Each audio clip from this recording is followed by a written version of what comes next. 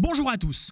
Le week-end du 1er août, j'ai proposé à mes abonnés Instagram de me poser toutes les questions qu'ils voulaient sur la franc-maçonnerie. Ce week-end s'est conclu par un live où je reprenais les grands thèmes abordés dans la soixantaine de questions reçues et permettais aussi aux internautes de me poser d'autres questions auxquelles il était plus difficile de répondre en quelques lignes. On y parle magie, rose-croix, haut grade, comment bien se préparer pour entrer en franc-maçonnerie, l'argent, notamment combien ça coûte de rentrer en franc-maçonnerie et d'être franc-maçon. Et c'est ce live que je vous propose aujourd'hui de suivre dans cette série des lives de l'été. Les vidéos au format habituel reviendront fin août. N'hésitez pas à dire en commentaire si vous souhaitez que je partage encore des lives après cette date. Dans tous les cas, pour en apprendre plus sur la franc-maçonnerie, likez, cliquez sur la cloche, abonnez-vous et rejoignez-nous sur Instagram. Et donc l'idée, c'est là de faire un petit point sur ce week-end de questions-réponses, mais aussi de répondre aux questions que vous pourriez avoir en plus, que vous n'auriez pas posées finalement sur Instagram, ou alors peut-être aussi des réponses qui auraient peut-être été un peu courtes, parce que forcément sur Instagram, je réponds un peu rapidement. Donc là, c'est l'occasion de prendre un petit peu plus le temps dans ces réponses. Ok, je vais commencer par un petit bilan et puis les questions qui sont revenues le plus souvent pendant le week-end. Alors voilà, donc l'idée premièrement c'était de faire un petit bilan de cette séance de questions-réponses, cette séance de juillet.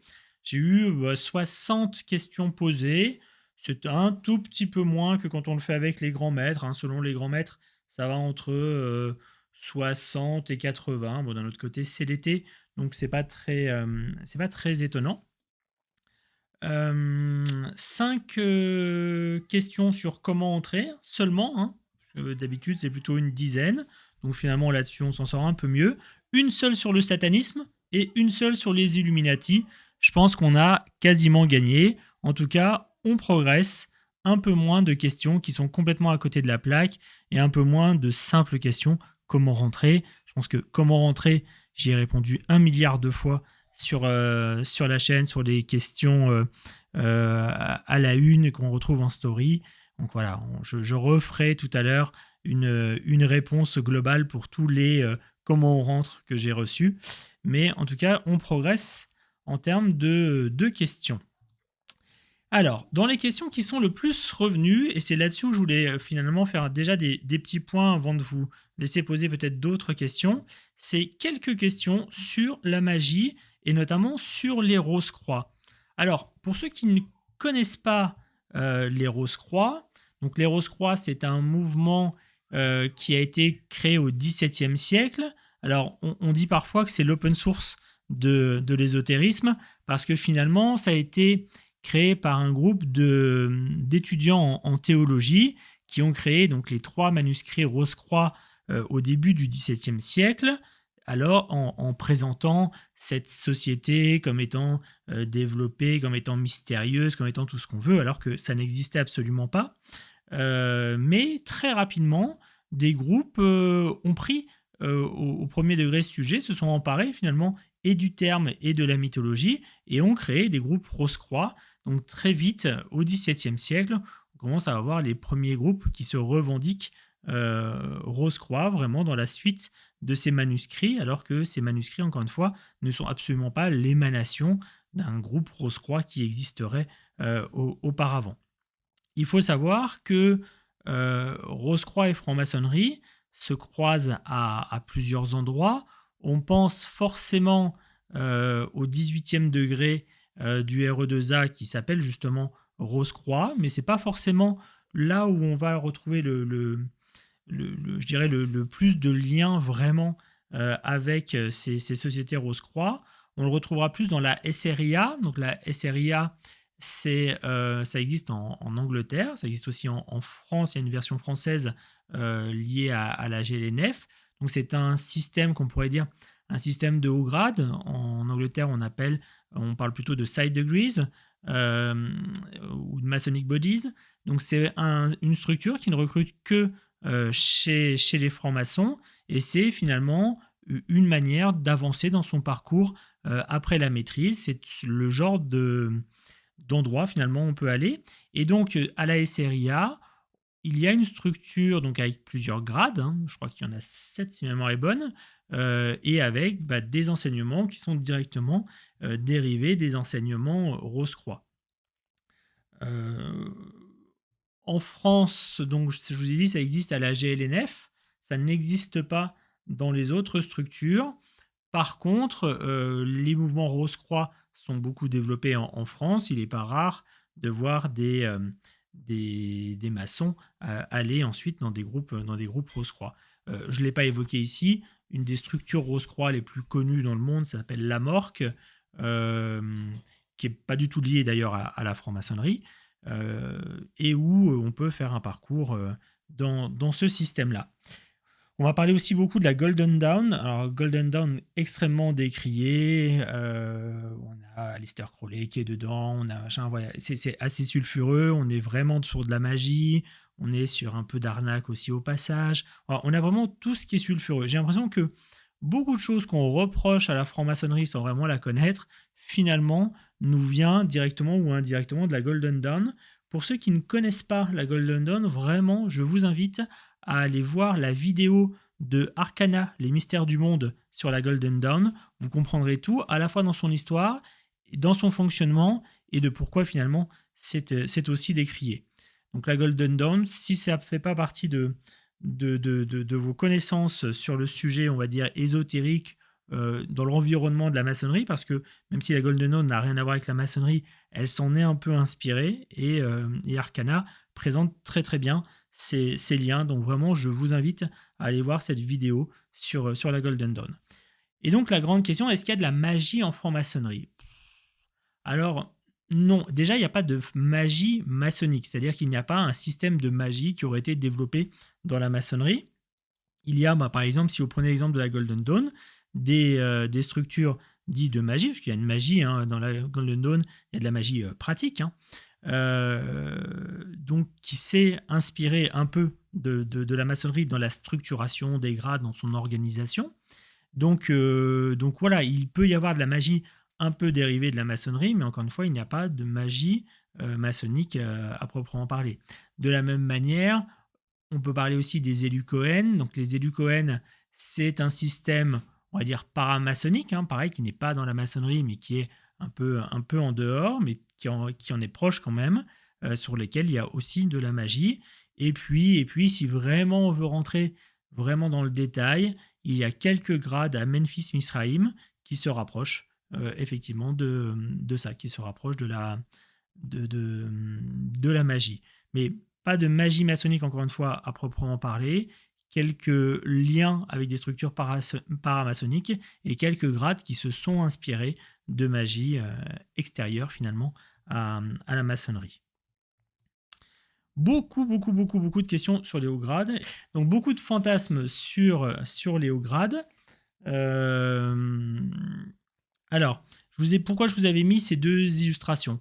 Pour montrer que finalement les hauts grades, c'est quelque chose qui n'est pas forcément pyramidal. Au centre, vous avez une représentation des hauts grades américains, avec à droite, vous voyez donc tout un système là qui est à droite, qui est le système écossais, ce qu'on appelle le RE2A, en 33 grades, et à gauche, un autre système qui est le système dit York, qui est finalement un système concurrent, mais dans le bon sens du terme, qui permet aussi de monter les différentes échelles. Donc c'est pas parce que le rite écossais a 33 grades qu'il est plus important ou qu'il y a plus de secrets ou qu'il y a une prédominance sur York, puisqu'on voit qu'on monte finalement au même niveau.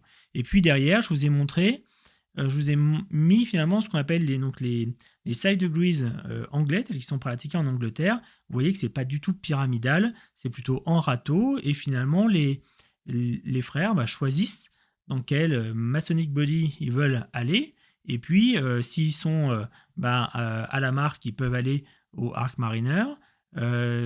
S'ils sont à la marque, ils pourront aller par la suite au Night Mason, mais s'ils veulent, ils peuvent passer par la SRIA, dont je parlais tout à l'heure, qui pourra leur donner l'accès à l'ordre d'Erie, mais ils pourraient aller aussi directement sur les ordres écossais. Voilà. Donc il y a plein de manières de faire, et surtout ce n'est pas pyramidal, c'est pas guidé en Angleterre, c'est vraiment chacun construit petit à petit son cheminement personnel, puisque c'est avant tout la maçonnerie un cheminement personnel. Par contre, dans tous les cas, il ne faut pas oublier que le cœur de la maçonnerie, c'est ce qu'on appelle la maçonnerie bleue, c'est-à-dire les 3 premiers degrés, apprenti, compagnon, maître, qu'on retrouve systématiquement dans ces représentations au centre, finalement, là, ici sur les Américains et là sur les Anglais. D'ailleurs, je préfère, il y a une autre représentation des side degrees anglais qui met justement les loges bleues en haut et non en bas, pour bien montrer que c'est l'important, c'est là. Et après, c'est un cheminement véritablement personnel. Et en France, vous allez avoir des obédiences qui ont un cheminement peut-être un peu plus pyramidal dans le sens un peu plus pyramidal dans le sens où il y a un rite comme le RE2A par exemple, où vous avez qu'un seul rite dans l'obédience et donc il faut monter dans ce système-là. Et puis vous avez d'autres obédiences, notamment le Grand Orient de France, notamment la GLNF, notamment la GLMU ou d'autres, qui ont plusieurs systèmes de haut grade et vous pouvez monter dans différents systèmes de haut grade, n'en faire qu'un, en faire plusieurs ou ne pas en faire. Parce que, encore une fois, moi je connais beaucoup de frères qui ne font pas les systèmes de haut grade parce que franchement, les 3 premiers degrés leur conviennent, mais alors totalement. Donc c'est pas une fin en soi. Et vraiment, pour ceux qui ne sont pas encore rentrés en maçonnerie, ne vous posez pas trop de questions sur les hauts grades, ça viendra en temps et en heure. Est-ce que vous aurez envie d'y aller, pas envie d'y aller, quel système vous intéressera, etc. Ça vient dans un deuxième temps. Vraiment, l'important, c'est la loge bleue, c'est les 3 premiers grades. Vous risquez de beaucoup fantasmer ce qui se passe après, d'ailleurs. Donc vraiment, il ne faut pas se concentrer dessus. Ouais, donc je pense que j'ai un vrai souci sur ma présentation. C'est pas du tout la mise en page qui était prévue, c'est pas grave. Quelques questions, j'ai eu pas mal de questions sur des impétrants qui finalement sont en cours aussi de rentrer finalement en franc-maçonnerie, qui se posaient pas mal de questions. Des questions sur comment il faut se comporter, qui il faut être, comment répondre aux enquêteurs. Beaucoup de questions aussi sur les enquêteurs parfois. Vraiment déjà sur les qualités à avoir. Qualités à avoir pour être franc-maçon, moi je place la bienveillance assez haut dans ces qualités-là, mais avant tout, c'est la capacité à se remettre en question. La franc-maçonnerie, c'est un chemin personnel, d'évolution, de travail sur soi. Si vous êtes plein de vos certitudes, si vous n'avez pas envie de vous remettre en question, c'est pas le bon moment d'aller en franc-maçonnerie. Donc vraiment, ça c'est un point qui me paraît extrêmement important. Donc pour revenir aux impétrants, donc les qualités à avoir, on les a vues. De toute façon, les qualités à avoir, vous le verrez bien dans les échanges que vous aurez. On parle des enquêteurs, il y a généralement donc 3 enquêteurs. Ces 3 enquêteurs vont poser plein de questions sur vous, sur vos croyances, sur vos engagements politiques, ou tout ça, etc. Et vous allez avoir finalement, il ne faut pas voir l'enquête comme étant un interrogatoire, hein, mais bien un lieu d'échange où vous allez voir aussi si l'état d'esprit de la loge correspond à vos attentes. C'est-à-dire que si vous êtes mal à l'aise avec les 3 personnes que vous allez rencontrer, peut-être vous n'êtes pas au bon endroit. Peut-être c'est pas là où il faut aller. En tout cas, c'est un questionnement qu'il faut avoir.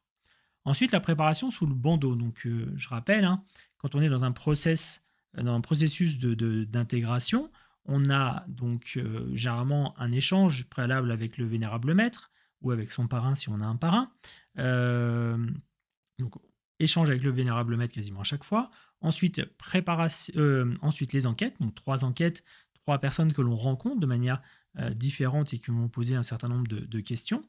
Et ensuite, le bandeau, donc passage sous le bandeau, vous êtes invité dans une tenue maçonnique pour poser finalement les questions, pour qu'on vous pose pas mal de questions sur vous. En fait, l'idée de ce bandeau, c'est surtout de voir, de lever éventuellement des ambiguïtés de ce qu'auraient pu remonter les enquêteurs, et aussi de pouvoir approfondir des éléments qui auraient été remontés lors des enquêtes.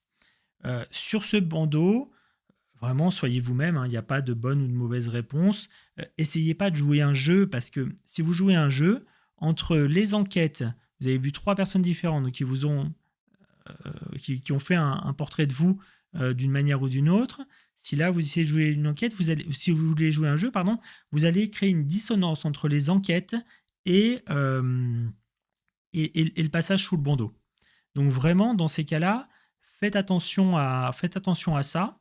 Vous risquez de vous faire blackbouler, c'est-à-dire de vous faire évincer du process, parce qu'il y aura une dissonance entre les deux. Donc vraiment, soyez vous-même du début à la fin, ça passe ou ça passe pas, peu importe, mais en tout cas, ça passera en étant vous-même. Vraiment, je tiens vraiment à ça. Moi, j'ai vu des gens se faire refuser parce que très mal à l'aise, ils ont voulu jouer un jeu à un moment avec les enquêteurs, puis après, ils ont voulu donner bonne figure lors du passage sous le bandeau, et finalement, ça a donné quelque chose d'assez étrange. Donc, et ils ont été refusés. Donc vraiment, soyez vous-même dans toutes les phases du recrutement. Ensuite, le timing. Le timing en ce moment, avec le Covid, il est forcément beaucoup plus long que d'habitude. Normalement, entre le moment où vous demandez à rentrer, que ce soit en parrainage ou en candidature spontanée, et le moment où l'initiation peut avoir lieu, généralement, il va se passer entre 6 mois et 1 an. Donc tous les process sont un peu longs, mais entre votre candidature et le premier retour du Véné, il va se passer, on va dire, 1 mois ou 2. Les différentes enquêtes, ça peut être soit très rapide, soit s'étaler sur plusieurs mois. Ensuite, le passage sous le bandeau, et ensuite, on vous donne une date pour l'initiation s'il y a lieu. Si jamais vous êtes refusé lors du passage sous le bandeau, c'est pas très grave. Vous pourrez par la suite finalement revenir au bout de 6 mois. C'est à ce qu'on appelle un ajournement. Il faudra se poser les bonnes questions sur est-ce que finalement votre engagement et votre volonté, elle est réelle, et est-ce que vous êtes au bon endroit en termes de loge, parce que peut-être d'autres loges vous conviendraient mieux. Dans les autres questions que j'ai beaucoup eues, j'ai eu des questions sur les coûts. Sur les coûts, combien ça coûte d'être franc-maçon? Parce que avant de savoir combien ça rapporte, alors je vous rassure, hein, ça ne rapporte rien, ça rapporte de travailler sur soi, mais ça ne rapporte rien, bien sûr, financièrement. Par contre, ça a un coût. Et ce coût, il est multiple. Déjà, il faut savoir que dans l'initiation, dans le process finalement que j'évoquais tout à l'heure, avec les enquêtes, le truc, le machin, tout ça, ça coûte 0. Si quelqu'un vous demande de l'argent dans un process d'initiation, fuyez, c'est une arnaque. Il n'y a pas d'argent à fournir au préalable. Okay, l'argent, qui est important, hein, puisqu'il y aura quand même des frais à financer, mais ils arrivent après, une fois que vous êtes initié. Donc, qu'est-ce qu'il y a à payer? Il y a plusieurs choses à payer. Il y a d'abord l'initiation en elle-même. Parfois, dans certaines obédiences, pas dans toutes, mais dans certaines obédiences, vous allez avoir des frais, alors non pas d'initiation, mais des frais d'enregistrement. Donc vraiment, c'est des frais administratifs qui vont s'étaler entre 10 et 30 euros au maximum, qui sont les frais d'enregistrement. Donc encore une fois, ils sont facturés après votre arrivée et non pas préalablement. Ensuite, vous allez avoir des frais annuels. Forcément, quand on se retrouve en loge, on a un loyer à payer. L'association, finalement, la loge dans laquelle vous êtes, c'est une association, donc il y a forcément un peu de frais, que ce soit envoyer des courriers, que ce soit des connexions Internet, que ce soit, etc. Donc c'est forcément, il y a un peu de frais dans la loge. Généralement, c'est très faible, hein, les frais de la loge. Le loyer, c'est quand même plus important. Et puis après, selon l'obédience dans laquelle vous êtes, l'obédience va aussi facturer individuellement des frais, que ce soit pour l'organisation du siège. Généralement, il y a des employés, les locaux aussi du siège qu'il faut payer. Parfois, je pense notamment au Grand Orient de France, le convent, qui est aussi assez cher à payer. Donc tout ça mis bout à bout représente une somme non négligeable. Généralement, les frais annuels, cotisation, capitation, enfin, les noms peuvent varier. L'ensemble, on va dire, on est aux alentours de entre 200 et 500 euros.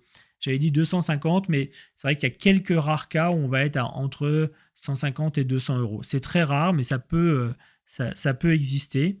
Donc voilà, comptez pour cette cotisation annuelle, hein, donc c'est vraiment tous les ans, entre 200 et 500 euros. Par contre, c'est une question qu'on peut très bien poser au début du process de recrutement. Il ne faut pas avoir honte d'évoquer le sujet. C'est un vrai thème, c'est un vrai sujet. Combien coûte la cotisation dans la loge? Parce que annuellement, bah, c'est pas neutre. Hein, déjà, quand on parle de 500 euros, c'est pas neutre. Ensuite, il y a dans les dépenses, et j'ai une question qui rebondit justement là-dessus. Est-ce que la cotisation augmente après quelques années? En fait, souvent, la cotisation, elle augmente d'année en année en suivant généralement le cours de la vie. Donc, c'est 1 euro, 2 euros, 5 euros, parfois un peu plus, mais on ne fait pas un bond phénoménal. C'est plutôt une indexation sur le coût de la vie que véritablement de grosses augmentations. Mais oui, il peut y avoir aussi ça. Mais encore une fois, demander à l'avance, ça permet de pouvoir l'anticiper et pas de se retrouver finalement du jour au lendemain à devoir payer des sommes qui sont budgétairement pas tenables. Surtout qu'encore une fois, il existe des loges finalement entre guillemets moins chères. Donc c'est encore une fois sans faire non plus on n'est pas là à faire de la concurrence ou à regarder les prix des uns des autres. C'est pas comme ça qu'on choisit une loge, mais il faut se poser la question. La capitation peut-elle même être mensualisée sur les obédiences? Oui, généralement, ces 500 euros dont je vous parle peut être mensualisé. Moi, je sais que dans ma loge, on a une mensualisation. Ça peut être payé par trimestre ou ça peut être payé en une fois. Ça, chacun s'organise après au niveau des loges. Mais cette cotisation annuelle, qui finalement est le plus important, laisse aussi, il y a aussi d'autres frais liés à l'appartenance finalement en franc-maçonnerie, c'est notamment les décors. Et ça, c'est une question qu'on m'a posée aussi ce week-end. C'est, bah oui, nos tabliers, nos écharpes, tout ce que vous voulez, nos gants, ça coûte un peu d'argent. Ça coûte, on va dire, un tablier, ça coûte aux alentours de 50 euros. Alors bien sûr, si vous les voulez en satin, brodé à la main, etc., ça va coûter beaucoup, beaucoup, beaucoup, beaucoup plus cher à, à acheter. Vous allez avoir des tabliers à 150, 200 euros, c'est possible, mais bon, de manière générale, on est plutôt à une cinquantaine d'euros. Si vous avez un baudrier à acheter, on va être sur une trentaine d'euros en plus. Des gants, on va être aux alentours de 10 euros. Donc ouais, petit à petit, ça coûte de l'argent. Il faut savoir que dans certaines loges, la tradition veut que ce soit le parrain qui achète les premiers tabliers et gants du nouvel initié, ou alors son tablier de maître, ou parfois même les deux.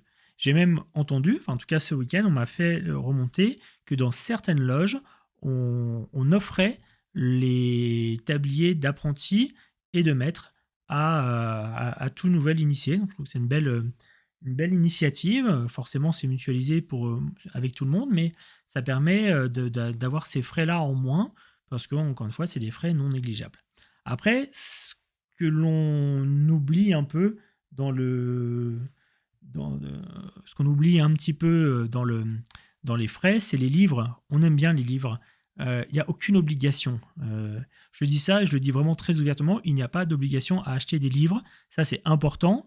Je vous dis ça pourquoi? Parce que à plusieurs reprises, sur mon compte, pardon, on m'a posé la question de dire: ah là là, je suis embêté, il faut acheter la Bible des francs-maçons, c'est quand même 400 euros, j'ai du mal à la payer.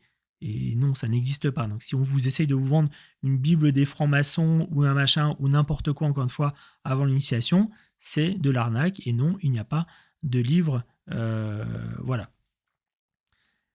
Donc vraiment, les livres, on aime bien, mais c'est du ressort de chacun. Après, on se les prête. Les uns les autres, on se les prête. Parfois même, certaines loges ont des bibliothèques avec un certain nombre d'ouvrages qu'on peut emprunter. Donc c'est vraiment du cas par cas. Et bien sûr, alors c'est vrai que je ne l'ai pas mis dedans, et on me le fait remarquer là sur le chat. Euh, Bien sûr, il y a aussi l'entraide, c'est-à-dire si financièrement vous pouvez, en dehors de ces coûts-là, il y a ce qu'on appelle un tronc de la veuve sur les livres, parfois donc des bibliothèques. Et bien sûr, pour tous ceux qui peuvent, l'entraide est extrêmement importante. Donc, on fait circuler très régulièrement à chaque tenue un tronc dans lequel vous pouvez mettre des dons qui vont servir à l'entraide dans la loge.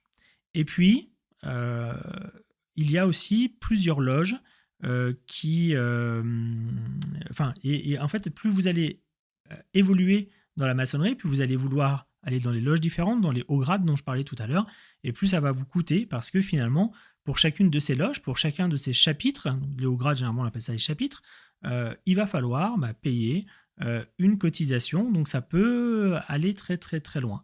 Je dirais qu'un budget annuel va être entre 500 et 1000 euros, tout confondu, mais si vous commencez à cumuler plusieurs grades, plusieurs chapitres, on peut monter au-delà des 1000 euros sans vraiment jamais dépasser les 2000, mais enfin déjà dépasser 1000 euros, c'est un gros budget à l'année. Dans les questions qui me sont posées dessus, sur Twitch notamment, est-ce qu'il existe une boutique spéciale franc-maçon? Il y a énormément de boutiques, vous les trouverez en ligne, vous les trouverez en physique. Il n'y a pas de boutique, je dirais, obligatoire. La plupart du temps, c'est des boutiques qui vendent des livres, des décors, de ce que vous voulez. Il existe par exemple, à la GNF, une boutique qui est attachée à la GNF qui s'appelle Scribe, mais sinon, pour toutes les obédiences, vous pouvez aller dans n'importe quelle boutique, même à la GNF, vous pouvez aller aussi dans les autres boutiques, et vous y trouverez à la fois tous les livres qu'il faut, tous les décors, tout ce que vous voulez. Même si, franchement, si vous n'êtes pas franc-maçon, allez vous acheter un tablier de maître, ça vous aura coûté 50 euros, vous serez content, et ça vous servira à pas grand-chose. Mais voilà, il existe non pas une boutique, mais plein de boutiques sur la franc-maçonnerie. Quels sont les livres? C'est une question qu'on me pose. Donc pour les livres, moi j'ai toujours la même réponse. Commencez par les que sais-je sur la franc-maçonnerie. C'est une collection qui se lit vite, c'est une centaine de pages qui sont très bien écrites. Tous les livres sont très bien écrits, je veux dire. Et en plus, vous avez une bibliographie à la fin de chaque chapitre. Donc vous commencez par la franc-maçonnerie, aux éditions que sais-je. Ensuite, si vous voulez aller plus loin, il y a l'histoire de la franc-maçonnerie. Et puis après, vous avez un que sais-je sur chacun des rites. Et vous avez un que sais-je sur un certain nombre d'obédiences. Donc vraiment, c'est des bonnes bases. Et puis après, si au détour d'un chapitre, vous avez un sujet que vous voulez approfondir, que vous avez vu dans ce chapitre-là, il y a dans la bibliographie des livres pour aller plus loin sur ces thèmes-là. Donc je trouve que la meilleure méthodologie pour avancer et pour comprendre la franc-maçonnerie, c'est vraiment de commencer par ces que sais-je et puis de naviguer petit à petit dans les livres en commençant par cette collection. Voilà pour ce que j'avais à vous dire sur les coûts en général.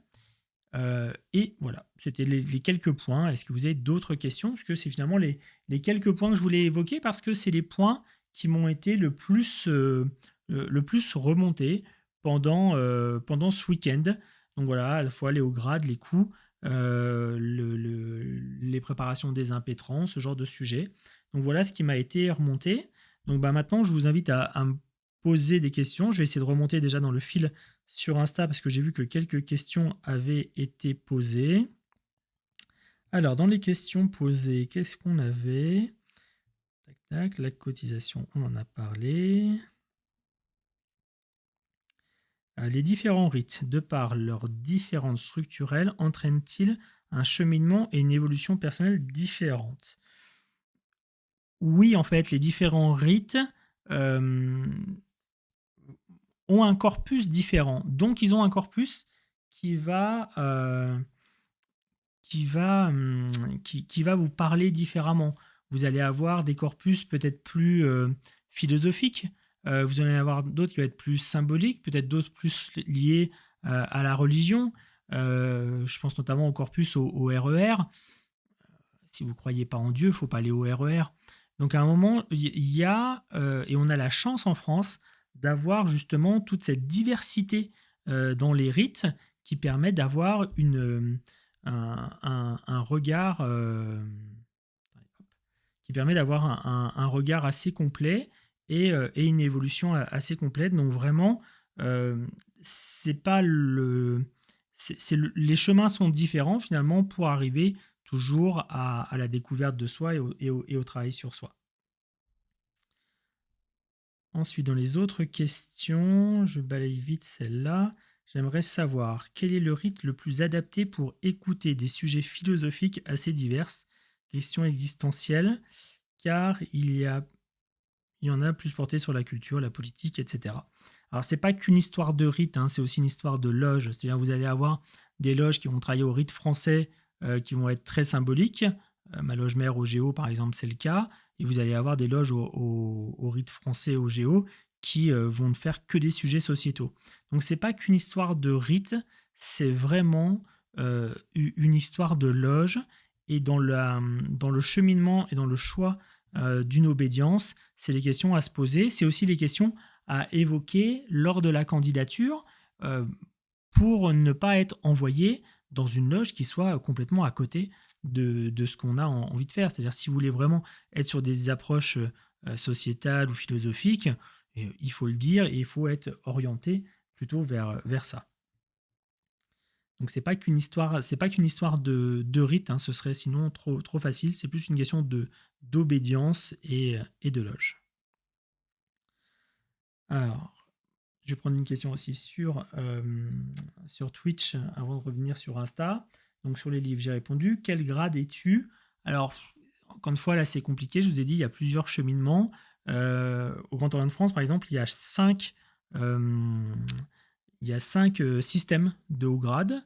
Le RE2A, le rite français, le RER, l'égyptien, le GOE et York. Il y a 5 systèmes avec chacun ses échelles d'un certain nombre de grades.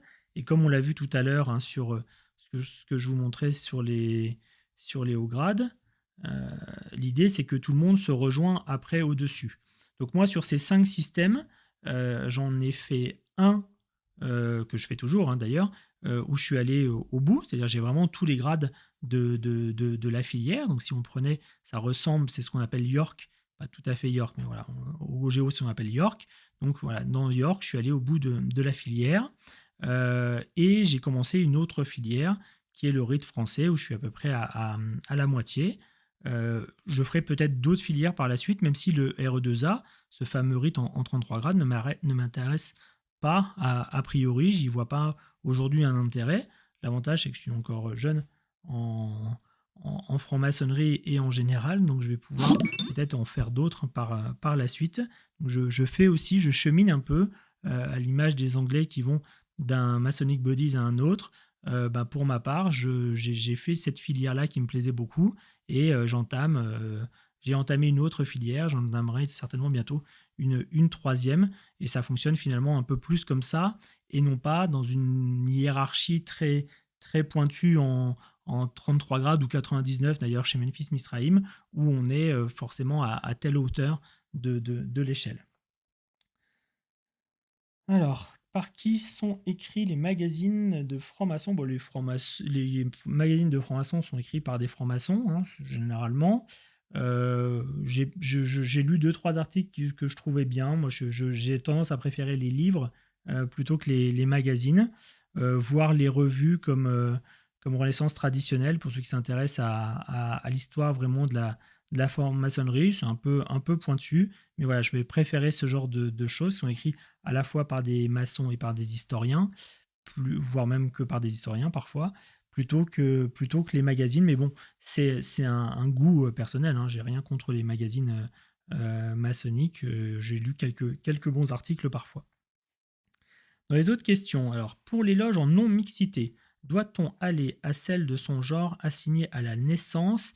Y a-t-il une reconnaissance de la transidentité et de la non-binarité? Ah, un vrai sujet d'actualité. Alors il faut savoir que au Grand Orient de France, puisque j'étais très souvent au convent quand on a eu ces sujets-là, se posait beaucoup la question de la mixité. Et en fait, ce qui a changé la donne, c'est finalement quand un de nos frères est devenu une sœur, et la loge ne s'est même pas posé une question, une fraction de seconde, de est-ce que le jour où ce frère devient une sœur, est-ce qu'il faut qu'elle parte finalement de la loge, qui était une loge qui était masculine. Bah non, en fait, c'était Olivier qui est devenu Olivia.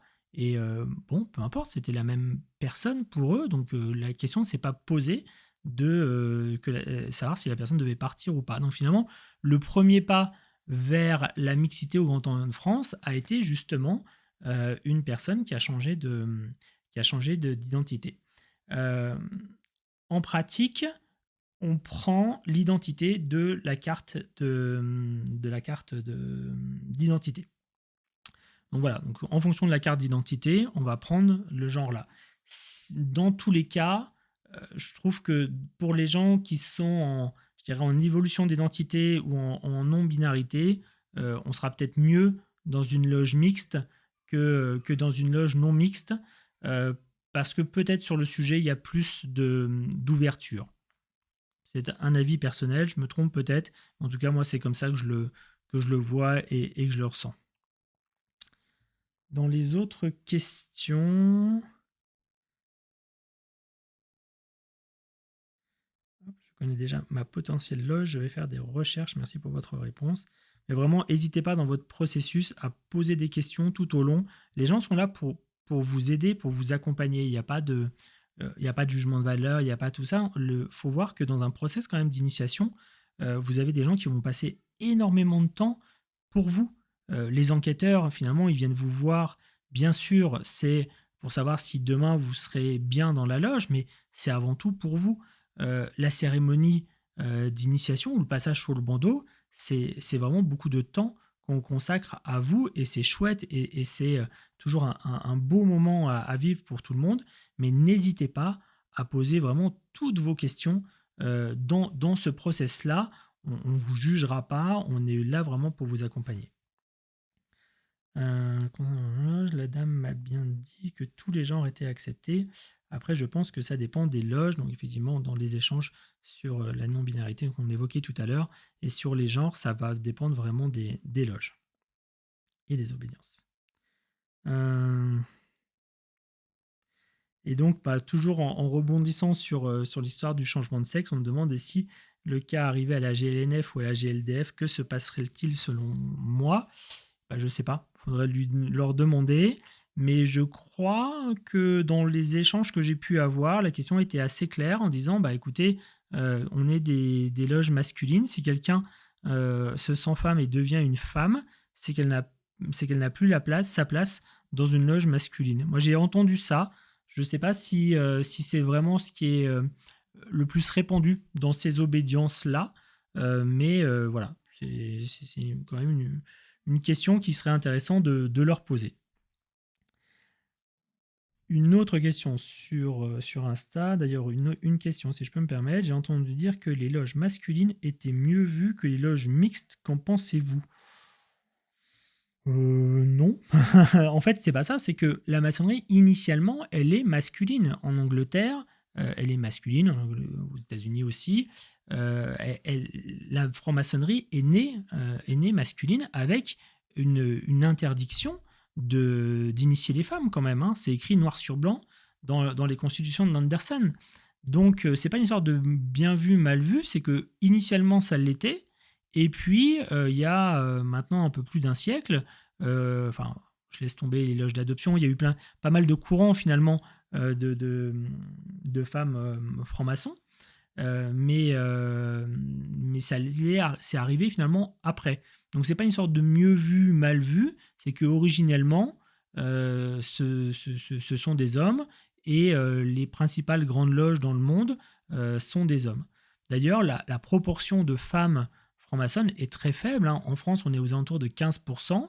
Et d'ailleurs, c'est généralement les stats à peu près que j'ai moi sur mon compte. Je n'ai que 15% de femmes, que ce soit sur Insta ou ailleurs. C'est à peu près le ratio que j'ai à chaque fois. Donc vraiment, c'est pas une histoire de mieux vu, mal vu. C'est simplement, historiquement, c'était comme ça. Mais je connais beaucoup de loges mixtes qui fonctionnent très bien et qui travaillent vraiment bien et avec beaucoup de goût et avec beaucoup de savoir, beaucoup d'échanges. Et on a vraiment des tenues très riches. Et à l'inverse, je connais aussi des loges masculines où franchement les tenues c'est un calvaire, où c'est nul, où on a l'impression d'être au café du commerce et ça a aucun intérêt. Donc vraiment, ça c'est pas une histoire de masculin ou mixte. Vraiment, toutes sont intéressantes et c'est plutôt une histoire d'histoire et en pratique quand on regarde, il n'y a pas de prédominance d'un sur les autres. Euh, J'avais rencontré un frère qui m'avait dit que je ferais une bonne maçonne, mais je ne me sentais pas prête. Après lecture, discussion et questions-réponses, je pense que c'est bon. Bon, bah chouette. Calista, merci pour ce témoignage. Euh, c'est vrai qu'il y a un moment, faut se sentir prêt. C'est quand même une confiance qu'on va mettre dans des gens qu'on ne connaît pas. C'est un effort qui nous sort de nos habitudes. Et surtout, c'est un travail personnel. Donc le travail personnel, il doit arriver quand on le sent, quand on le ressent. Ça ne sert à rien de forcer. Généralement, quand on force, on est déçu et on s'arrête vite et on ne revient pas forcément. Je regarde si jamais j'ai d'autres questions. Non, a priori, non. Il nous reste une petite dizaine de minutes. Donc vraiment, si vous avez d'autres questions, n'hésitez pas. Dans les autres sujets, bien sûr, les traditionnels de comment on rentre, je ne vais pas vous refaire le plan, mais soit vous avez un parrain et il vous guidera. D'ailleurs, il ne faut pas hésiter, si jamais vous avez un parrain, à lui expliquer un peu tout ce qu'on a vu là, les questions, les envies que l'on a, les questions qu'on se pose sur soi-même. Et peut-être, si c'est un bon parrain, je dirais, peut-être il pourra aussi vous orienter vers d'autres loges. Je dirais que le bon parrain, c'est pas forcément celui qui va forcément vous amener dans sa loge à lui, mais celui qui va trouver la loge qui vous correspond le mieux. Parfois même, le parrain va vous envoyer dans une autre obédience que celle où il est. Il n'y a pas de souci, c'est qu'il a vu qu'en termes de sensibilité, vous seriez peut-être mieux dans un autre endroit. Donc ça, voilà, ça c'est un point important. Et de la même manière, quand vous êtes dans le process, pour ceux qui n'ont pas de parrain et qui vont faire une candidature spontanée, il ne faut pas hésiter à dire ce qui vous motive, et notamment dans les échanges, dans les premiers échanges avec le vénérable de la loge, ne pas hésiter à dire, voilà, à la fois la recherche, la motivation, pour que si jamais il sent que c'est pas en adéquation avec ce qui se passe dans la loge, il puisse vous renvoyer dans une autre loge. Il n'y a aucun souci. Voire même peut-être vous dire, c'est peut-être pas cette obédience-là qui sera le mieux, ce sera peut-être telle autre. Voilà, donc vraiment, faites-le. Et n'oubliez pas que quoi qu'il arrive quand vous rentrez en franc-maçonnerie, vous pouvez ensuite changer de loge. Si vraiment vous n'êtes pas bien, si le rite ne vous plaît pas, si l'ambiance n'est pas ce que vous cherchez, etc., vous pourrez changer de loge. Ce n'est pas un process facile. Il va falloir visiter d'autres loges, trouver une loge sur laquelle vous vous sentirez mieux et petit à petit faire un process qui est un peu long, qui dure généralement peut-être une année. Mais voilà, vous n'êtes pas enfermé, donc c'est pas très grave si vous n'êtes pas là où vous éclatez le plus. Moi, je suis rentré au Grand Orient de France parce que je pensais que le Grand Orient de France était peut-être là où on avait, comme c'était la plus ancienne obédience, là où on avait les traditions, je dirais, les plus anciennes. Voilà, je me suis vite rendu compte que c'était pas le cas. J'ai pourtant fait le cursus parce que j'y ai trouvé des choses que j'étais pas venu y chercher, mais j'ai trouvé ça très enrichissant.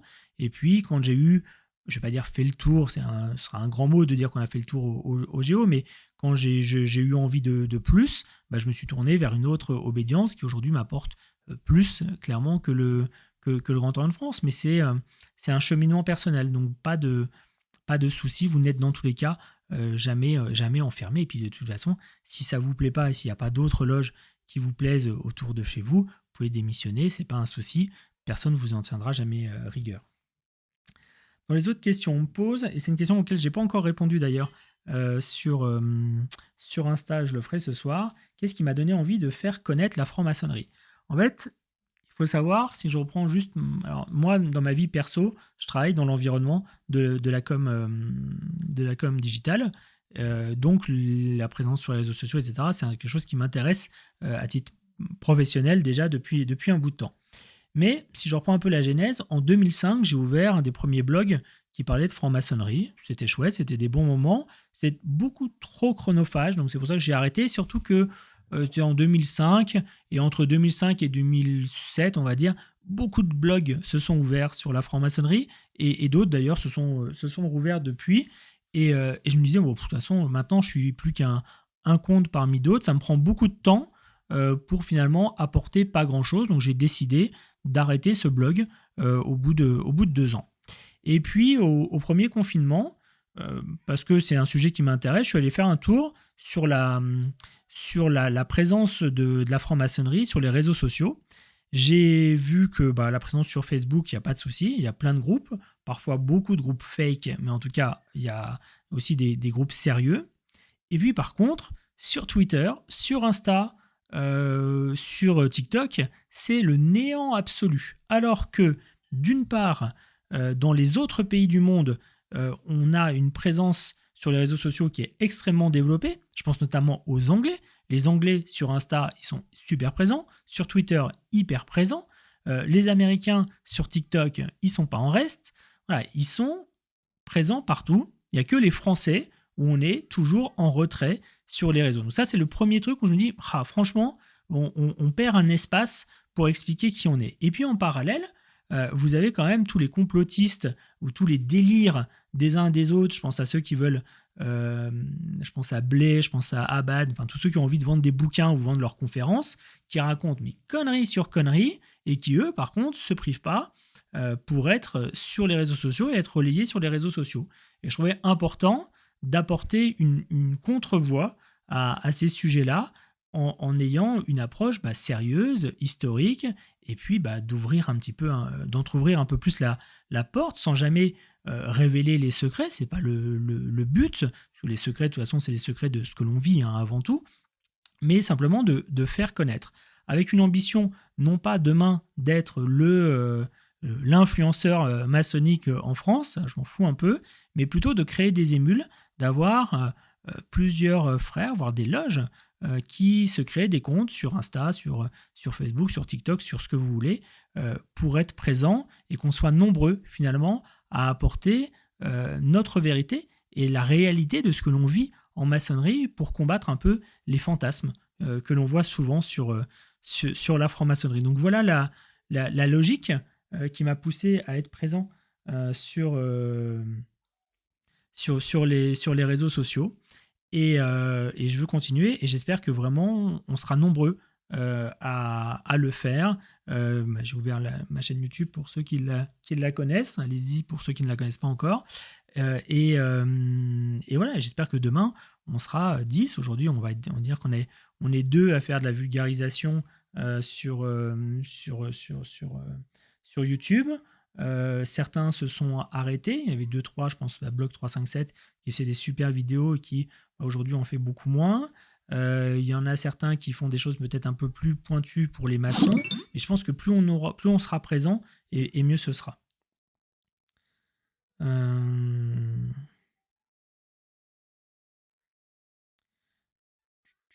regarde un petit peu. Alors, quelle est la loge obédience où il y a le côté charity? Normalement, le côté charity, en fait, c'est inhérent. C'est inhérent, le charity, c'est inhérent à la franc-maçonnerie. En Angleterre, ils font énormément de charity. En Angleterre, pour la pandémie, ils ont fait des dons à hauteur de 2 millions de livres. C'est énorme. Et ça ne veut pas dire qu'ils ne font pas de la maçonnerie, je dirais, symbolique à côté. Ils font les deux. Ils font et le charity et ça. En France, si on regarde, la plupart des obédiences, elles ont leur fondation et ils ont finalement délégué le charity à leur fondation. Je trouve que c'est dommage parce qu'au final, on vit un peu moins cet aspect-là dans les loges par rapport aux Anglais. On ne fait pas de distribution de nourriture, on ne fait pas ce genre de choses, on ne fait pas de collecte de fonds régulière.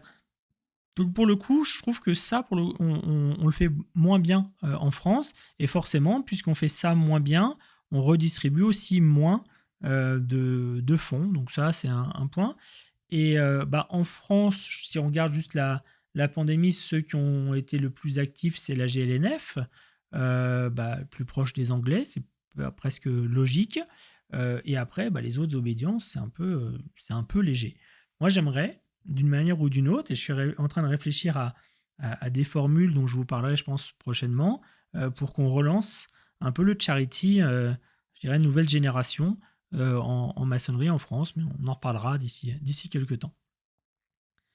Donc Thierry qui nous dit qu'effectivement, que lui, un rendez-vous avec un profane qui le contacte, c'est 3 rendez-vous pour bien comprendre ses aspirations, et 90% de ceux qu'il a accompagnés, finalement, ont été reçus dans une autre obédience autre que la sienne, donc ce qui montre bien qu'effectivement, quand on accompagne, c'est pas forcément amener les gens vers soi ou faire du prosélytisme pour sa loge, mais c'est bien d'aider les personnes à trouver leur voie. Pour toi, y a-t-il un rite plus proche de l'esprit originel de la franc-maçonnerie ? Je suis un peu chauvin, je vais dire oui, le rite français, parce que finalement, le rite français, alors attention, il y a plein de variantes du rite français, on va parler du rite français moderne, traditionnel, c'est-à-dire celui qui va chercher aux origines, qui va aller au plus près, des textes du XVIIIe siècle, puisque la maçonnerie est née dans ce qu'on appelle les rites modernes qui sont arrivés en France. Donc les premiers rites arrivés en France sont au plus près de ce qui se pratiquait à l'époque en Angleterre. Ensuite, une nouvelle mouvance est arrivée en Angleterre qu'on appelle les anciens, et il y a eu une petite guéguerre entre les deux qui s'est soldée en 1813 par la Grande Loge Unie d'Angleterre, et par la suite un rite qui est aujourd'hui pratiqué en Angleterre qu'on appelle émulation, même s'il existe quelques variantes, qui là est un peu un mix. Donc si on va aller au plus près, pour moi, le rite moderne français traditionnel est le plus proche de ce qui se faisait à l'origine. Par contre, il est très très peu pratiqué. Si on veut trouver peut-être quelque chose d'un peu plus accessible, je trouve que émulation, même si on est dans l'autre tradition, la tradition des anciens, on est sur quelque chose d'assez original et d'assez proche de l'esprit original. Alors je continue les questions. Alors, qu'est-ce qui m'a... Non, ça c'est bon. Si j'ai une amie dans mon pays d'origine qui m'a introduit à la franc-maçonnerie, quelle serait la procédure au procès pour chercher un parrain et toucher la porte?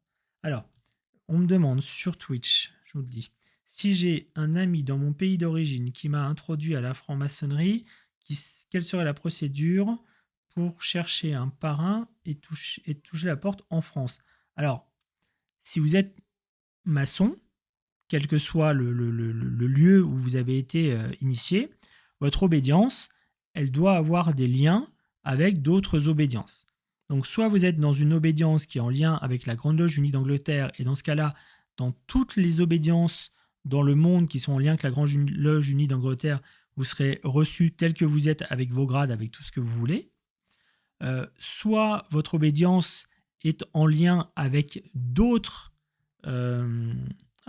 soit votre obédience est en lien avec d'autres obédiences, par exemple le Grand Orient de France, et dans ce cas-là, pareil, quand vous arrivez au Grand Orient de France, contactez le Grand Orient de France et ils vous enverront vers une loge qui pourra vous recevoir.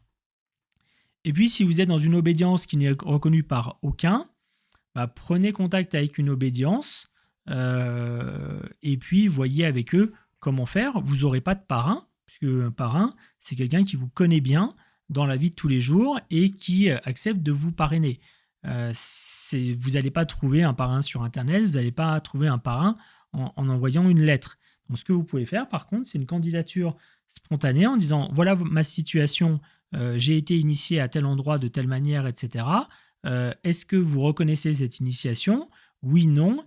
Et dans tous les cas, est-ce que vous pouvez me renvoyer vers une loge pour la suite ?» Et donc, selon la reconnaissance ou non de cette initiation, soit on vous accueillera à votre grade tel que vous êtes, soit on vous demandera de repasser l'initiation si jamais on estime nécessaire. Un peu les différents cas de figure qui peuvent se passer. J'ai une autre question qui est un peu étrange, mais que j'aime bien. C'est, est-ce que les loges ont des mascottes? Alors, est-ce que Mascotte dans le sens des gens qui se déguisent en gros animaux, non, ça n'existe pas. J'aimerais, je trouverais ça hyper drôle, mais non. Comme les équipes de foot américains, non, on n'a pas ça, mais vraiment, je le retiens parce que j'adorerais voir ça. Sinon, mascotte, je sais pas, des animaux, des choses comme ça, etc. Non. Et il n'y a pas de bizutage non plus, donc on ne considère pas que tel frère ou telle sœur nouvellement arrivé soit des mascottes. Donc je vois pas bien le terme de mascotte, mais en tout cas, ça peut être précisé. Mais dans les différentes acceptions que j'ai du mot mascotte, bah non, on n'a pas ça en maçonnerie. Hum, Ah, les francs-maçons sont peut-être majoritairement plus âgés et donc moins ouverts sur le numérique. C'est une de mes peurs de ne pas profiter pleinement de ma vie maçonnique à cause de la différence d'âge possible. Alors ça, c'est vraiment un sujet important. Oui et non, parce que moi, je connais aussi des maçons qui ont 30 ans et qui sont incapables sur les réseaux sociaux. Donc c'est pas qu'une histoire d'âge, mais c'est vrai que l'âge fait quelque chose. Je sais plus exactement les derniers chiffres, mais il n'y a pas très longtemps, chez Cogeo, par exemple, la moyenne d'âge d'entrée était à 42-43 ans et la moyenne d'âge totale des maçons était aux alentours de 50 ans. Donc oui, c'est pas un sport de jeunes, même si moi j'ai la chance d'être dans une loge où la moyenne d'âge doit tourner à 40 ans et chaque année on initie des moins de 25 ans. Donc, mais c'est pas habituel. La différence d'âge, moi je trouve vraiment que c'est une force. Moi je sais que dans ma vie, ça m'a joué des tours. Je ferai une vidéo d'ailleurs prochainement sur entrée jeune en franc-maçonnerie parce que, ouais, des petites remarques, pas méchantes, mais quand même un peu piquantes, j'en ai eu beaucoup. Aujourd'hui, j'ai un peu plus de 40 ans, donc j'ai moins ce genre de choses. Mais quand j'avais 20 ans, quand j'avais le début de la trentaine, waouh, le nombre de trucs que j'ai entendus. Vous savez, moi, j'ai été vénérable maître de ma loge à 25 ans. Moi, j'ai quand même eu des frères qui, très naturellement, me demandaient comment ça se passait, mon apprentissage. Et de leur regarder, enfin, bah, en fait, je suis le vénérable maître de ma loge. Donc voilà, ça crée un malaise. Et il y a une bienveillance, une condescendance parfois avec les jeunes qui peut être très désagréable. Mais dans tous les cas, le bénéfice est toujours supérieur non pas au risque, mais au côté négatif. Donc moi, je fais toujours cette balance positif-négatif et je n'ai toujours eu qu'une balance, je dirais, positive dessus, mais ça n'a pas toujours été agréable. Par contre, le fait d'être avec des frères ou des sœurs avec une grande différence d'âge, je trouve que dans ma vie professionnelle, ça m'a beaucoup apporté parce que je n'ai jamais eu de frein par rapport à l'âge de mon interlocuteur. Je pouvais très bien aller parler avec quelqu'un qui avait 2 fois, 3 fois mon âge sans aucun souci. De la même chose en termes de son poste, je toujours parlé assez librement à mes boss. En tout cas, j'ai pas eu toujours avec la bonne position, mais j'ai jamais eu peur parce qu'ils étaient plus âgés, parce qu'ils avaient ceci, etc. Et ça, vraiment, je pense que je le dois à la franc-maçonnerie et vraiment cet échange avec des frères ou des sœurs d'âge très différents, c'est extrêmement enrichissant. Il faut vraiment pas le voir comme une barrière. Au contraire, ce serait triste de se dire qu'on va rester qu'avec des gens qui nous ressemblent. Donc vraiment non, la différence d'âge, c'est extrêmement chouette, même si en tant que jeune, on se prend des petits pics de temps en temps. Allez, c'est pas grave, on bosse parfois un peu plus que les autres et ça passe bien. En plus, il y a dans certaines obédiences des structures, ça existe en Angleterre, ça existe aussi en France dans certaines obédiences, pour les jeunes, ce qui permet d'être dans sa loge normale et puis d'avoir aussi des lieux de sociabilisation entre jeunes qui permettent aussi d'échanger dessus. Et je pense qu'en France, même si ça c'est peu répandu, notre présence sur les réseaux sociaux et les échanges qu'on peut faire sur les réseaux sociaux, bah, ça permet aussi de se créer des petits groupes d'échanges. Je me considère malheureusement plus comme un jeune, mais ça, en tout cas, ça permet à des jeunes maçons de pouvoir se retrouver et d'échanger. Ensuite, qu'est-ce que j'ai d'autres questions? Ah, sur la question des mascottes, la personne me précise. Est-ce qu'il parlait d'animaux de compagnie? Donc nous, on n'a pas d'animaux de compagnie, on n'a pas de mascotte dans le sens animaux de compagnie. Euh, Et la question, c'est une autre question. Est-ce que le harcèlement existe en loge, en franc-maçonnerie, pardon? Oui, forcément, ça existe comme partout. On espère toujours un peu moins que partout, dans le sens où on se dit qu'on est entre de gens de bonnes mœurs, donc on devrait avoir un peu moins de cons, un peu moins de salauds, un peu moins de ce que vous voulez. On essaye, voilà. On essaye. Oui, ça existe. Par contre, si ça existe, ça reste pas impuni. Il existe, nous, des structures juridiques, entre guillemets, internes, qui, bah, comme dans toutes les associations, permettent éventuellement d'aller jusqu'à la radiation de la personne, hein. Il n'y a pas de... ça ne va pas au-delà, mais ça permet, bah, de remettre un petit peu carte sur table et puis de, de, de soit rétablir un lien positif entre les gens, bah, soit d'exclure ceux qui ne sont pas dans la bonne, dans le respect minimum de l'autre, hein. Mais voilà, oui, ça doit exister. Pour ma part, j'ai pas entendu de ce genre de retour, mais forcément, ça doit exister. Et parfois, là, je mets un peu les pieds dans le plat, mais quand je vois un peu les gros lourds que sont certains de nos frères, quand on a des visiteuses ou quand on va en tenue mixte, ouais, clairement, il doit y avoir du harcèlement et forcément, il faut le combattre. Mais généralement, les sœurs, elles se laissent pas faire, elles savent remettre bien en place les frères qui fautent. Et tant mieux. Alors, quel est selon moi le rôle du parker dans les rituels? Ah, le parker. Alors, le parker, il existe essentiellement dans les rites anglais. C'est une logique qui dépasse un peu les rites continentaux. Moi, au début, je trouvais ça assez folklorique et j'ai mis du temps à comprendre ce que c'était vraiment.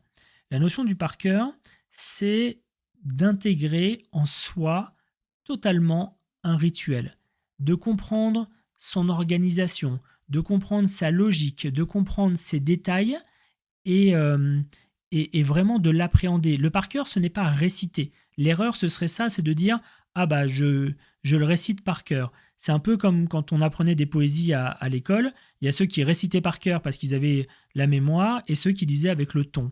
Et ben c'est ça en fait. Le but du par cœur, c'est non pas de répéter bêtement sans vraiment comprendre, mais c'est vraiment de le mettre avec le ton et de l'intégrer, et d'intégrer le rituel. C'est une approche qui est très différente parce que dans les rites continentaux, on va faire des planches pour aller dans le détail du rituel, pour l'approfondir, pour lui faire parler, pour le faire un écho avec soi-même, alors que chez les Anglais, on va avoir cette logique de l'intégrer par l'apprentissage par cœur. Et voilà, c'est une autre logique. C'est pas du tout folklorique, c'est pas du tout ridicule, c'est très différent et ça a vraiment une, une vertu qui est assez étonnante. Mais les rites anglais, pour ceux qui ne les ont pas vus, je pense bien sûr là, aux maçons et aux maçonnes qui nous écoutent, il faut absolument y aller. Il faut absolument que vous alliez voir soit Émulation, soit le Standard d'Écosse, soit tout ce que vous voulez. Mais il faut absolument aller voir les rites anglais. C'est une autre tradition, c'est nos cousins finalement par rapport aux rites continentaux. Quand je dis rites continentaux, c'est rites français, RE2A, Memphis, Misraïm et tout ça, ou RER aussi. C'est vraiment nos cousins et qui apportent un pan différent de symbolisme et d'appréhension du rituel. Donc je vous invite vraiment à y aller. Vous allez découvrir d'autres symboles que vous ne connaissez pas, d'autres outils que vous ne connaissez pas et d'autres approches. Le par cœur, bien sûr, mais aussi vous allez voir la gestuelle. Moi, je fais beaucoup de liens avec le yoga. Souvent, je dis que l'émulation, c'est une sorte de yoga maçonnique, puisque, outre l'esprit, on va aussi faire travailler son corps, parce que vous avez des positions assez inconfortables, notamment d'ordre, qu'il faut rester pendant un certain temps. Et en fait, il faut aussi discipliner son corps, tout comme on discipline son esprit avec l'apprentissage par cœur. Donc, c'est une méthode finalement assez complète, intéressante, et je trouve que parfois on sous-estime en France. Alors la question, comment se déroule une tenue blanche? Une tenue blanche, alors elle est ouverte ou fermée. La notion de blanche, ça veut dire qu'il y a quelqu'un qui n'est pas maçon dedans. Alors, soit elle est ouverte, et dans ce cas-là, ça veut dire que l'orateur, la personne qui parle généralement, est est franc-maçon, mais par contre l'audience peut être franc-maçon ou pas. Et fermé, c'est que la personne qui vient parler, l'orateur, n'est pas franc-maçon, et par contre à l'intérieur tout le monde l'est. Une tenue blanche ouverte, donc où les visiteurs peuvent venir et sans être franc-maçon. On a un rituel qui est très minime. Pour ceux qui le souhaitent, d'ailleurs, il y a les tenues d'été de la GLDF qui sont retransmises tout le temps en direct et vous pouvez y assister. Il suffit de vous inscrire et vous aurez l'accès sur Zoom. Et vous allez voir qu'il y a un rituel minime au début pour dire bonjour, pour expliquer un petit peu dans le cadre où on est. Et puis après, vous avez l'orateur qui fait son sujet, sa planche, qui après va répondre à des questions, un peu comme on le fait ce soir. Et après, un tout petit rituel de sortie. Ça met un peu dans l'ambiance, ça permet d'être aussi dans un temple maçonnique, mais on n'est pas vraiment dans les rituels que l'on a en ouverture et fermeture des travaux habituellement.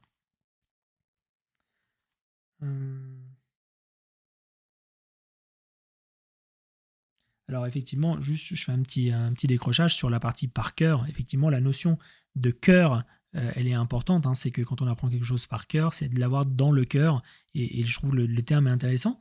Et ce qui est amusant, c'est que ce terme, cette expression existe aussi en anglais. Une personne en situation de handicap peut-elle être franc-maçon? Je viens d'y penser en entendant le contraire, la contraire du corps et position à tenir. Donc, une personne en situation de handicap peut-elle être franc-maçon? La question, elle est compliquée. La question est compliquée parce que normalement, non. Pareil, dans la même logique de on ne peut pas initier de femmes, on ne peut pas initier de handicapés. J'ai eu un truc qui m'a fait froid dans le dos. Moi, je viens du Grand Orient de France, donc où cette question ne se pose pas. Bien sûr, une personne en situation de handicap peut venir en maçonnerie au Grand Orient de France et dans plein d'autres obédiences et dans plein d'autres loges en France. Donc, initialement, ce n'était pas possible. Aujourd'hui, il n'y a pas de problème, avec une vraie question quand même pour quelqu'un qui serait aveugle, puisque une partie de nos cérémonies se passe avec la vue. Donc, moi, je pense que oui. Après, il faudrait adapter les choses et on peut, je pense, adapter les choses. En tout cas, aujourd'hui, dans la plupart des obédiences, on peut être initié en étant en situation de handicap. Par contre, ce n'est pas le cas dans toutes les obédiences. Et moi, un truc qui m'a fait froid dans le dos, il y a quelques années, je cherchais un temple pour aller ouvrir une loge. Et dans les locaux que j'ai visités, des locaux tout neufs, la personne qui m'a fait visiter, un frère mais vraiment charmant, hyper sympa, tout ça, à un moment dans la visite me dit tiens, on va prendre l'ascenseur. Et donc dans l'ascenseur il me dit l'ascenseur c'est une obligation qu'on nous a donnée parce qu'on est un établissement recevant du public, donc l'ascenseur est obligatoire pour les personnes à mobilité réduite. Il me dit mais par contre c'est un peu ridicule parce que bien sûr on n'initie pas de handicapés. Et franchement ce frère charmant qui avait été vraiment très agréable avec moi venait de dire pour moi une des principales horreurs que j'ai entendues en maçonnerie. Mais effectivement, pour certains, on ne peut pas être maçon en étant en situation de handicap. Ça m'a fait froid dans le dos et il disait ça de manière très, très sympa et comme si c'était une évidence. Et moi, vraiment, ça m'a mortifié. Toute la suite de la rencontre a été compliquée suite à ça. Donc voilà, on peut aujourd'hui, pas dans toutes les obédiences, voilà, il faut se renseigner avant. Alors, le tablier et les gants, je comprends le lien avec les opératifs, mais pourquoi les médailles et décorations diverses? Alors, les décors, pourquoi les décorations et les médailles diverses? En fait, c'est plusieurs origines, c'est pas que la notion de constructeur. La notion de constructeur, c'est un peu l'histoire mythique sur laquelle on se construit. Et après, donc dans les autres décorations, on va avoir un cordon, ce qu'on appelle un cordon, qui va autour du corps et qui est lié au baudrier, puisque la légende veut que initialement nobles et non nobles se retrouvaient en loge et que un des signes distinctifs des nobles, c'était de pouvoir porter l'épée, et donc on autorisait tout le monde à porter l'épée, et en souvenir de ça, on a gardé le baudrier qui permettait de garder l'épée. Donc c'est pour ça qu'on retrouvera dans la plupart des loges continentales ce cordon en travers du corps qui symbolise le baudrier de l'époque. Donc voilà, ça c'est un point important, c'est celui qu'on va retrouver le plus souvent. Ensuite, le tablier, il va être plus ou moins décoré. En fait, il renvoie à la légende du grade, au rituel qu'on est en train de faire. Donc il peut être plus ou moins décoré, plus ou moins sérieux, plus ou moins tout ce qu'on veut. Donc voilà. Par contre, il y a effectivement des médailles. Alors les médailles, on va les retrouver là encore chez les Anglais. C'est là aussi, hein, culturellement, c'est un peu différent. La médaille ne renvoie pas. La médaille, c'est pas une décoration dans le sens où vous avez fait un acte particulier, on vous le donne. C'est un signe plutôt d'appartenance. On appelle ça badge d'ailleurs en anglais.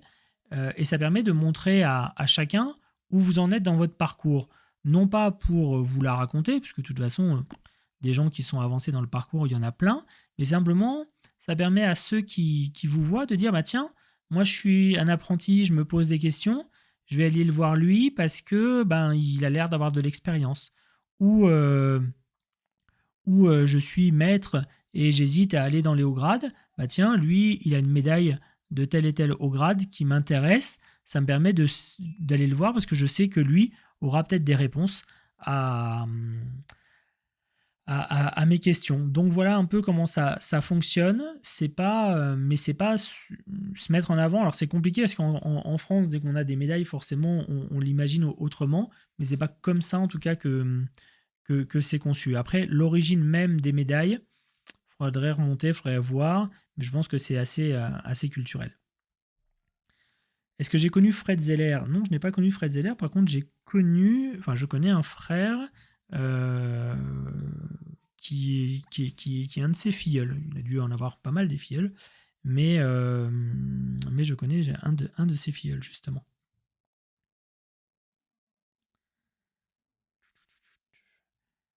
Voilà un petit peu pour les points. On arrive à la fin des questions. On arrive aussi à la fin du temps. J'avais dit 1 heure, on est plutôt à 1h20. Et c'est tant mieux, c'était très bien.